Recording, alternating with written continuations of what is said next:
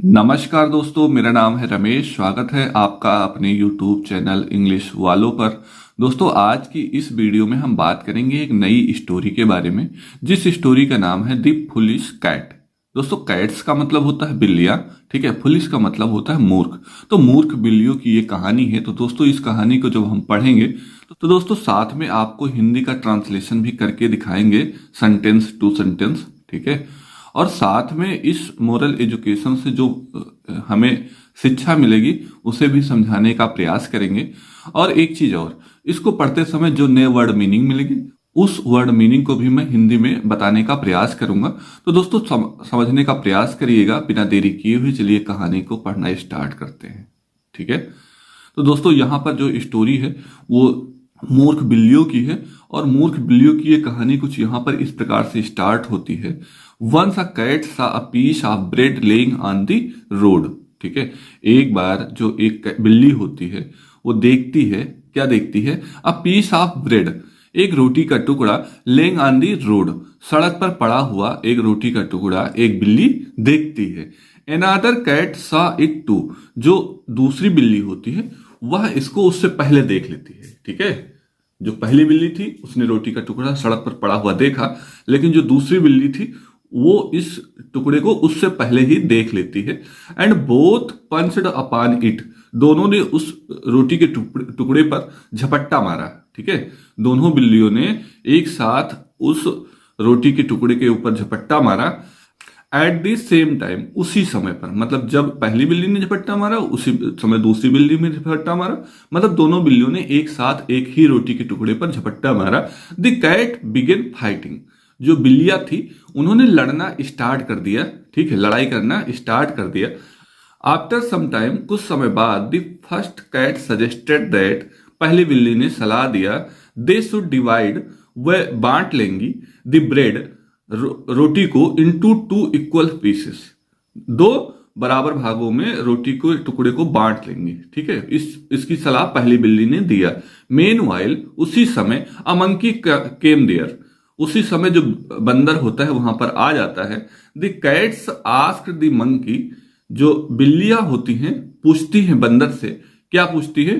To divide the bread into two equal halves, जो रोटी है, ब्रेड है, उसको दो बराबर भागों में बांटने के लिए बिल्लियां जो होती है बंदर से पूछती हैं या रिक्वेस्ट करती हैं, है ना, कहती हैं, ठीक है। The monkey was very cunning, जो बंदर होता है बहुत ही चालाक जानवर होता है, ठीक है। He divided the bread into two pieces, उसने रोटी को दो भागों में बांट दिया। एंड चेक्ड देयर साइज, और उसके साइज को, उसके आकार को चेक करने लगता है। जब बंदर होता है एक्चुअली वो बहुत ही जानवर चालाक होता है, और उसने क्या किया, उस रोटी को दो भागों में बांट देता है और उसके बाद उसके साइज को चेक करने का प्रयास करता है, चेक करता है, ठीक है। But one piece was bigger than the others, जो एक टुकड़ा होता है वो बड़ा दिखाई देता है दूसरे की तुलना में। So he took a bite from the bigger piece, इसलिए वह ले लेता है अ बाइट, एक निवाला या एक छोटा सा टुकड़ा, फ्रॉम द बिगर पीस, जो बड़ा वाला टुकड़ा होता है उससे छोटा सा एक टुकड़ा तोड़ के वो ले लेता है या फिर खा लेता है, ठीक है। बात समझ में आ रही है? चलिए, ठीक है। देन ही नोटिस, तब उसने ध्यान दिया, दैट, कि द अदर पीस वाज बिगर, कि जो दूसरा वाला निवाला है, माफी चाहता हूं, जो दूसरा वाला टुकड़ा है वह बड़ा हो गया है। And he took a bite from that as well, तो वह जो है दूसरे वाले टुकड़े से भी उसी के समय जो है छोटा सा टुकड़ा ले लेता है। He carried on like this for some time, वह इस प्रक्रिया को थोड़ी समय के लिए जारी रखता है। एंड एट लास्ट, और अंततः, he ate of the entire bread, वह पूरा रोटी खा जाता है, ठीक है।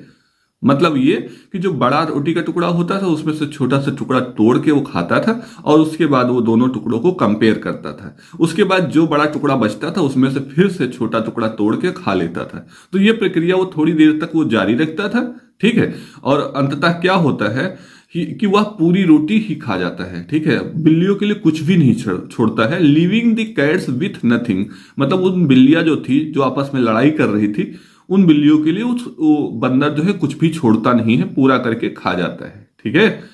दोस्तों, यहाँ पे मोरल स्टोरी क्या लिखी हुई है? व्हेन टू पीपल फाइट, जब दो लोग लड़ाई करते हैं, the third one always get the profit, तो उसमें तीसरा हमेशा जो है फायदा पा जाता है। ठीक है, जब दो लोग आपस में लड़ाई करते हैं तो उसमें तीसरे को प्रॉफिट होता है या तीसरा फायदा ले लेता है। तो यहां पर दोस्तों हमें इस कहानी से यही शिक्षा मिलती है कि आपस में लड़ाई नहीं करना चाहिए, मिल बांट के खा लेना चाहिए। ठीक है, मिलते हैं एक नई कहानी के साथ अगले दिन। तब तक के लिए आप लोग अपना ख्याल रखिएगा।